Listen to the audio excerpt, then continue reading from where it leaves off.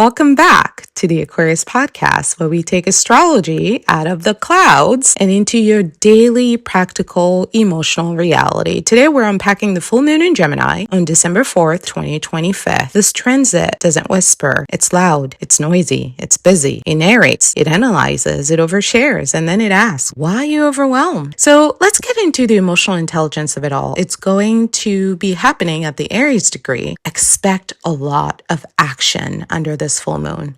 This full moon is going to feel like a buzzing mind that you cannot quite turn off. It's emotional resonance. It's going to feel like emotional deja vu mixed with mental hyperactivity. Those of you who already have ADHD, prepare to be overstimulated. You may feel like your thoughts are running faster than your ability to keep up, and every emotion wants to be expressed and it wants to be acted on. There is a sense of urgency with this kind of mental overactivity that's happening. It's the classic conflict of, do I say this or do I keep this quiet? What do I really mean by this? What am I trying to say? Why am I suddenly feeling like over-explaining myself? So there's a lot of self-reflection happening around things that we feel we need to communicate. Relationally, people are going to be more reactive because Aries, ruled by Mars, is all about action. They're also going to be more honest because this is happening under a Sagittarius sun. To make matters worse with this angle of brutal honesty, I want you to be aware that we're also going through a Sagittarius stellium. So people are going to be more prone to talking about profound truths that they feel, but they will be willing to talk about it before all of it has landed. And this is where the impulsivity comes in with the Gemini and the Aries energy, because Sagittarius demands meaning, and there can be no meaning without truth. The Gemini moon demands option. It demands variety. So you're kind of caught in this crossfire of spiritual and emotional depth, as well as this quest for information happening restlessness. This full moon is asking you to learn how to communicate when you feel stressed. What are you not saying that you need to say, that you're scared to say? Where are your thoughts protecting you instead of helping you grow? Some questions to reflect on under this full moon that might be helpful are, what am I resisting because it feels too raw, too honest, too truthful, too bold? Where am I protecting fear, desire, or expectations in my relationships? Am I speaking to connect with others, or am I speaking to dominate and manipulate and control? All of that is what the emotional landscape of this full moon looks like. Now let's move on to the aspects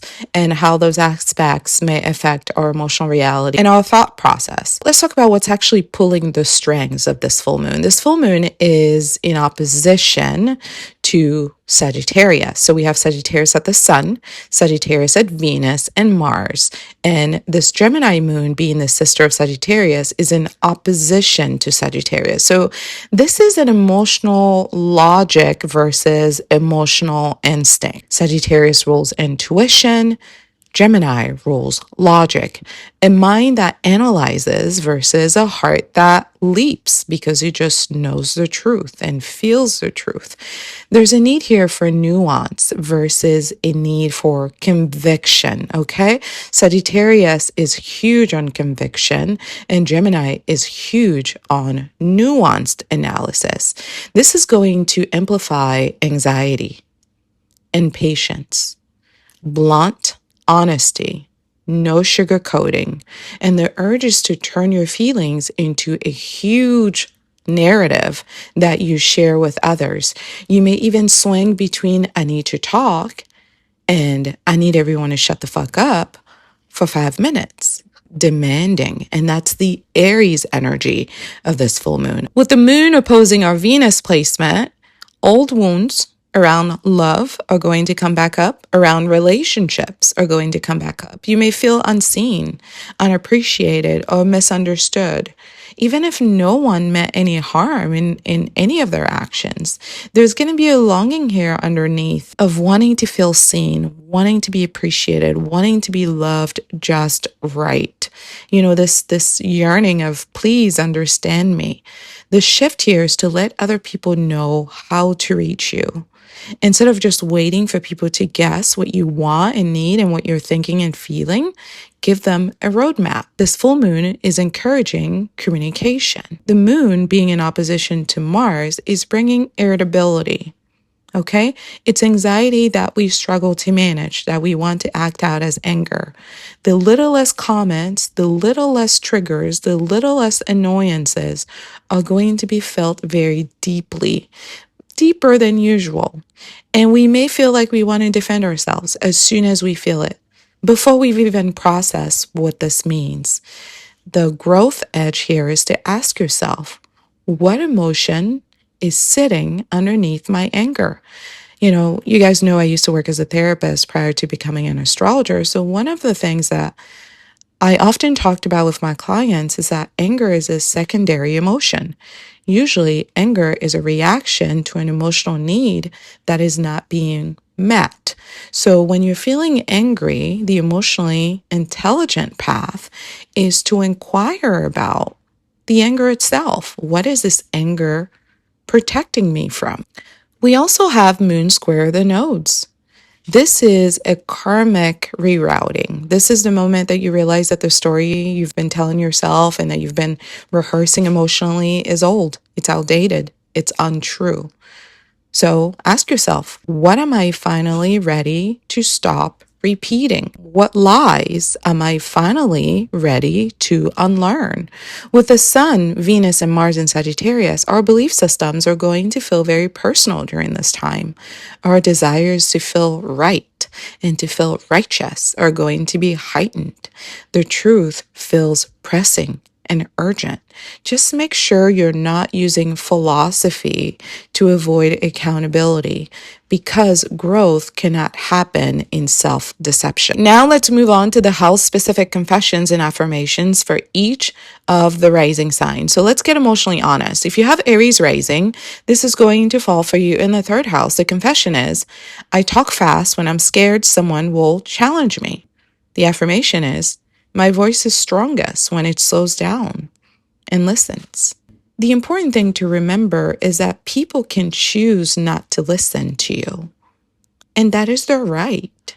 You coming at them with speed and might will not change their perception. Sometimes people simply don't want to hear it because it's you saying it. Sometimes it's because it's you. They don't want to hear from you. Just let them not hear you. Slow down. You speeding up won't change how they feel about you. For Taurus rising, this falls for you in the second house. The affirmation is, I cling to what feels predictable because uncertainty terrifies me. The affirmation is, my value and worth isn't threatened by change. It's revealed through it, okay? Because your strength is your foundation. So if your foundation cannot withstand change, then obviously it is weak. So it's time to work on your self-esteem. For Gemini rising, the confession is, I adjust myself to avoid conflict. Then I resent it. The affirmation is, honesty builds the relationships that I crave. Gemini rising, I need you to know that you will never have deep, healthy, intimate relationships if you are uncomfortable with the truth. It is a required part of emotional intimacy, okay? Moving on to Cancer rising. Cancer rising, for you, this falls in the 12th house. The confession is, I hide behind silence because my feelings feel too big. The affirmation is, my emotions deserve expression, not exile. Your feelings may feel too big, but it doesn't mean that we cannot receive it, nor does it mean that we don't deserve to be stretched. It's okay for you to make us feel uncomfortable from time to time. Just own it. For Leo rising, this falls in the 11th house. The 11th house is the house of friendship. The confession is, I perform so people won't see the shaky parts of me. The affirmation, authenticity, is enough to be loved. Let people love you for who you are. You Performing for them won't make them love you more. It will make them entertained. It will make them yearn for the entertainment that you bring. But to be loved for who you are and for your heart and for your soul and for your authentic self is the realest type of love you could ever desire. For Virgo rising, this falls for you in the 10th house. The confession is, I act competent to avoid being exposed. The 10th house is the house of career. The affirmation is, vulnerability strengthens my reputation. Virgo rising, I want you to keep in mind that your career is also your soul's contract, okay? This is why the 10th house is ruled by Capricorn, which rules over karma. So it's about your soul's purpose on earth. So being vulnerable is part of being an honest human, an emotionally honest human. There are times when we're going to fuck it up. That's a part of the story. And when we do, the emotionally mature thing is to say, I did, and then to learn the lesson and move on. But trying to put sugar over shit doesn't make it not shit. Okay? Libra rising for you, this falls in the 9th house, which is the house of higher learning. The confession is, I bend my belief system to keep the peace. And the affirmation is, my truth deserves space, even if it is inconvenient. Libra rising, part of the struggle you're having and that you're going to have under this full moon is that you refuse to accept your duality. You refuse to accept both sides of the scale. You like to pretend that you're one thing, but you're two things at the same time. And sometimes those scales are not very balanced, and that's okay. That's why you're here, to learn that sometimes the truth is inconvenient and it's still worthy, even though it is inconvenient. Okay? Moving on to Scorpio rising, for you, this falls in the 8th house. The 8th house is the house of transformation. The confession is, I struggle to trust what I cannot control. The affirmation, letting others in is my path to strength. Much like Taurus, Scorpio struggles with control, and they want to control the emotional temperature of any room they're in. And true strength for Scorpio is releasing the need to control, knowing that regardless of how other people choose to move, whether they choose to move with authenticity or betrayal, they will be fine because they know how to survive. Moving on to Sagittarius rising, for you, this falls in the 7th house. The 7th house is the house of marriage and business. The confession is, I talk over others because intimacy makes me nervous. The affirmation, connection grows when I let conversations breathe. Sagittarius rising, under this full moon in Gemini, you're going to see areas of your life where you've glazed over the truth with passion. The difference between Gemini and Sagittarius is that Gemini is ruled by logic and Sagittarius is ruled by intuition. Intuition is great for the spiritual realm. Intuition is not great for the physical realm when it comes to relationships, in terms of being able to negotiate truth. Sometimes truths need to be negotiated in relationships. And a Gemini is very good at doing that because they understand that for every opinion that they have, the opposite is also true. Do you see that? For every opinion that they hold, the opposite is also true. This is why a Libra that is unbalanced did not master Gemini, because this is a basic skill that we learn at Gemini, that everything is everything. And I know that's going to go over some people's heads, so I'm going to get over this. The bottom line is, when we let conversations breathe, we allow each other the opportunity to be heard. And in that space, we learn new things. We learn to respect other people's beliefs. We learn to respect our beliefs. We learn to be curious about the world that we live in. And that is how conversations get deeper, via curiosity. Okay? Capricorn rising, for you, this falls in the 6th house. The 6th house is a house of health, wellness, and daily living. The confession is, I work so hard, I forget to feel my feelings. Are you tired, Capricorn rising? Are you resting when you're tired? Do you even recognize when you're tired? this full moon in Gemini is going to bring you into some truths, okay? The affirmation is, I deserve rest that nourishes my soul. You are more than work. You are more than your performance. You are a soul having a human experience. To be human is to be in your physical body. This is a lesson that Taurus learned. By the time you get to be a Capricorn, you should master that. The fact that taking care of your body is really a way to bring more soul work into your tangible work, because your body is who's taken you to those places. And when you do not prioritize the care of your body, whatever you're working on is not going to take you far. Moving on to Aquarius rising, for you, this falls in the 5th house, which is the house of joy, self-expression, and confidence. The confession is, I intellectualize my feelings until they go numb. The affirmation is, my emotions are allowed to be unedited. Aquarius rising, no one cares that you have feelings. You're the only one who's afraid of your feelings. The rest of us have feelings, and the rest of us know that feelings is part of being human. There is no amount of overthinking that you can do that will change how things make you feel. If you're feeling vulnerable about something, it's okay to let it be, experience it, share it, communicate. You may find like-minded people who feel the same thing that you feel. Intellect without heart is dangerous. Remember that. Moving on to Pisces rising, for you, this falls in the 4th house, which is the house of our roots, our family, and our relationship with our mother.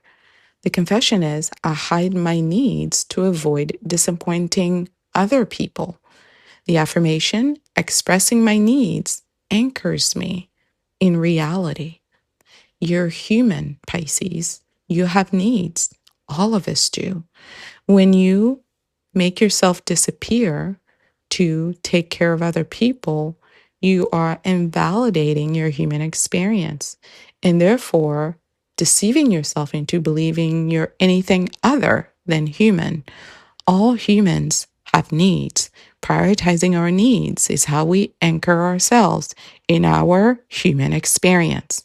Let's move on now to talk about some emotional intelligence practices that can assist with this mindset shift that we're being asked to make under this full moon in Gemini. Here are some key points. It's time to replace certainty with curiosity. Life is more fun when we stay curious. Trade speed for clarity. It's not about how fast you go. It's about going where you want to go, okay? Do you know where you want to go? Are you clear about that? Choose connection over performance. Performance entertains, but it never brings love. Know the difference. Here are some regulation tools that you can use during this time to help you with this overactive brain activity kind of transit. Breath work, okay? The 4-7-8 breathing method is one of my favorites. I teach it to my clients. It's been scientifically proven to be highly effective for people who struggle with anxiety, which is why I prefer it. It quickly slows down the mind and brings you back into your body. Number 2, grounding exercises. Touch something cold, touch something warm, touch something textured. Ground your body. Grounding exercises are so helpful for bringing you back into the physical realm. What's going on up there, upstairs in that head of yours, is not what's actually happening in the physical realm. Grounding is how you bring yourself back to this life that you're living. And then movement. Movement is also a wonderful way to bring yourself back in the body. This is why Taurus rules the body and Aries rules action. Movement fixes a lot of emotional problems. In fact, scientists have discovered that for mild levels of depression, physical exercise is just as effective as SSRIs, meaning you could take medication for low levels of depression or you could exercise, you will get the same outcome. Moving your body every day releases that Mars tension. If you're Aries rising, this should be your ministry. If you're Scorpio rising, same thing. If you're not able to commit to 30 minutes of exercise every day, 1 to 2 minutes of intentional physical release of Mars tension will bring you more calm energy, okay? Relational awareness. In relationship, it's important to have relational awareness. We can develop emotional awareness when we're willing to ask ourselves questions about what we're experiencing. As an example, am I reacting or am I relating? Use assertive communication in relationships, preferably with I statements. I feel, I think, I want, I need. It's about you. This life journey is for you. It's about you. Do not try to narrate it through other people's lenses. Center yourself in your life. Pause before replying. Pausing before replying is also another way to improve our relational awareness. Give your emotions time to solidify.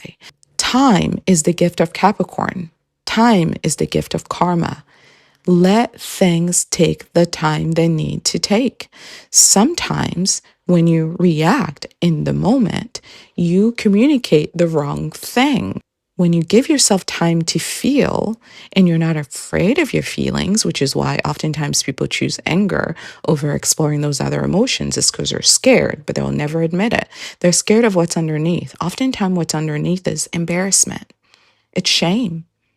And shame and embarrassment doesn't feel as powerful and tough as I'm angry, I'm gonna punch you in the face. Like they're like that because that feels empowered. But feeling ashamed like that 4-year-old, they don't want to feel that. They don't want to feel that. Anything they can do to cover that up, they will do it.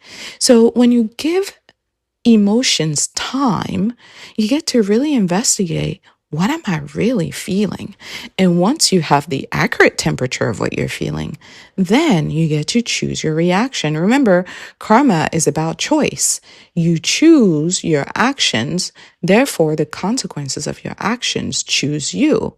It's really an amplified version of action and reaction. Aries is action, Capricorn is karma. Moving on to some self-reflection prompts to assist you with learning yourself more deeply in relationship. Ask yourself, what story am I telling to avoid admitting that I'm hurt? Or you can ask yourself, what story am I telling to avoid admitting that I've hurt? Sometimes we're hurting and sometimes we're hurting others. And when we're not ready to face ourselves, we use stories to cover up our hurt and the hurt we're dishing. It's time for us to investigate that. Second question, where do my thoughts escalate my feelings? Are you aware of the connection between your thoughts and your feelings? Are you aware of your emotional triggers? Are you aware of the cognitive triggers that you have that trigger emotions that you have difficulty controlling? It's time for you to make those connections. Lastly, what truths have I been negotiating? Explore and investigate your truth and figure out where you are with all of it, because you are the creator of your story. Now, let's move on to some integrative insights and action steps to assist you under this full moon in Gemini. This full moon teaches emotional maturity through communication. So many world problems can be fixed if adults were willing to actually be adults.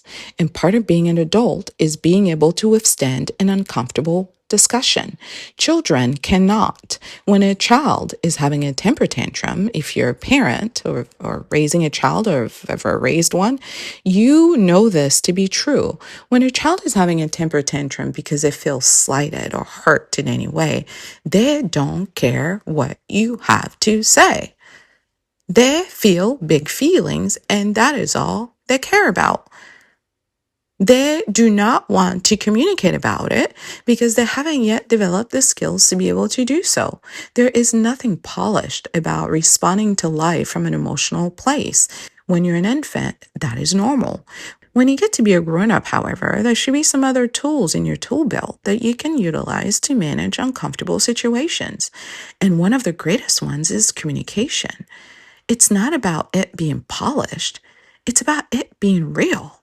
Saying that real shit out loud and sitting in it and allowing it to be life. The kind of truth that Gemini and Sagittarius yearn for ask you to drop the performance, slow your thinking, and actually tell the truth. That truth that you've been circling around, that you've been trying to rewrite and manage. Tell it. The integration themes around this full moon in Gemini are around emotional honesty over being emotionally clever. Having the ability to bamboozle somebody into believing that you're telling the truth when you're lying is actually not emotional honesty. Emotional honesty is about raw data. It's not about being clever. It's about being. Do you understand? There's no need for the performance in the games. Just be. Let it be what it is. Whatever you think and feel in this moment is what it is. And that's okay. Secondly, mindful speech is very important under a full moon in Gemini. Impulsive reactions are never mature, okay? Unless you're in battle, in war, and you need a gut impulsive reaction to get out of a situation and protect your life, there is no need for impulsive reaction in an average day-to-day life, especially when you have the gift of time. Choose time. Time clears up a lot of lies. Give time an opportunity to clarify reality for you. Mindful speech allows you to speak without 100% certainty. Work on engaging with that. All of us should work on engaging with that. Lastly, curiosity. The gift of Gemini is the gift of curiosity. Remember, in Greek mythology, Gemini is twins. The twins have different fathers. Okay? The mother was seduced by a man while she was married and got pregnant by him, and shortly after got pregnant by her husband and ended up birthing twins with different fathers. People who don't know this backstory believe the twins are biologically related, but they're not. One is mortal and one is immortal. The truth is complicated because when you know it fully, it should make you curious. It should make you ask more questions because the truth is uncomfortable, okay? It's not certain. It's really rare that things are how they look. And that's the reality of the world we live in. It requires discernment and an inquisitive mind to discover newness, to discover what's real. And for zodiac souls who tend to lean towards defensiveness, they're not intellectually curious enough to discover something new because they assume they know everything. So when others are trying to impart new information, they're resistant. They don't understand that truth is complicated. We just celebrated the Thanksgiving holiday. Beautiful holiday. It's about love, family, gratitude, food, generosity. But it's also about massacre, violence, destruction. It's all those things. And if you cannot sit with the truth of that statement that I just made, then you need to develop some emotional maturity because life is full of these kinds of truths, the real ones. Because the real ones always make you feel slightly uncomfortable. Let's talk about some action steps. If you want to capitalize on the energy of this full moon in Gemini, it's time for you to have some overdue conversations calmly. Try that shit again with some maturity, okay? Another thing you can do is reduce the information overload. Having more information won't tell you how to feel. Information just tells you how to think. You have to investigate how you feel. And sometimes you can choose how to feel based on what you know. So lean towards feeling without reacting and less towards collecting data for the sake of responding. Lastly, write down that truth that you're afraid to say out loud. Sometimes putting it on paper can make it feel more familiar. It's time to reframe every irritation. Just because you feel feelings doesn't mean the feelings that you feel are what's actually happening in reality. Your feelings are valid, but your feelings are not always a true indicator of what's happening. You need to know the difference. When you're feeling feelings, you have to get curious about them. What is this trying to teach me? First of all, what am I feeling? Why am I feeling that? Have I ever felt this before? When was the last time I felt this? How did I react last time I felt this? How did my reaction pan out with regards to the goal that I was trying to meet? We have to take the long view with emotional curiosity. Practice emotional honesty, okay? Emotional honesty is about saying the ugly things out loud. One sentence a day. You can commit yourself if you want to practicing emotional honesty for the next 14 days. Every day, one sentence a day. say the real thing. If you want your relationships to be healthy, wholesome, long-standing, to have deep roots, and to last for all of eternity, they cannot operate in deception. They have to operate in truth, and that requires honesty. This full moon in Gemini isn't trying to confuse you. I know Gemini is fast, and Gemini is all about duplicity and contradictions, but it's really here to encourage you to examine your own duplicity and your own contradictions. We all have them. We all have them. We all have them. This full moon in Gemini is here to help you hear yourself more clearly, see yourself more clearly, and honor your truth exactly how it is, however messy and complicated it may be. Let your thoughts slow down long enough for your emotions to catch up. Let curiosity guide you more than your ego. Your ego wants to be right. Your ego wants to be a know-it-all. Your ego wants to pretend deceit is a truth. Get curious about the fragility of your ego. Why does your ego need this to feel good about itself? Let this moment be the moment that you decide to communicate with truth. And communicating with truth is communicating with the heart, not the wound that we're trying to run away from. Thanks for listening. Stay awake, stay compassionate, and stay curious. Happy full moon in Gemini. You can book your astrology reading at intuitivehealing.com. You can also watch videos at Intuitive Healing here on YouTube for Astrology 101 content. Listen to the Aquarius podcast on Spotify, as well as here on YouTube for your horoscope. If you're interested in astrology and love connections, you can visit at Styled Under Libra. And of course, for health and wellness and holistic healing, visit at Styled Under Virgo for all of your astrology content. Thanks so much for watching.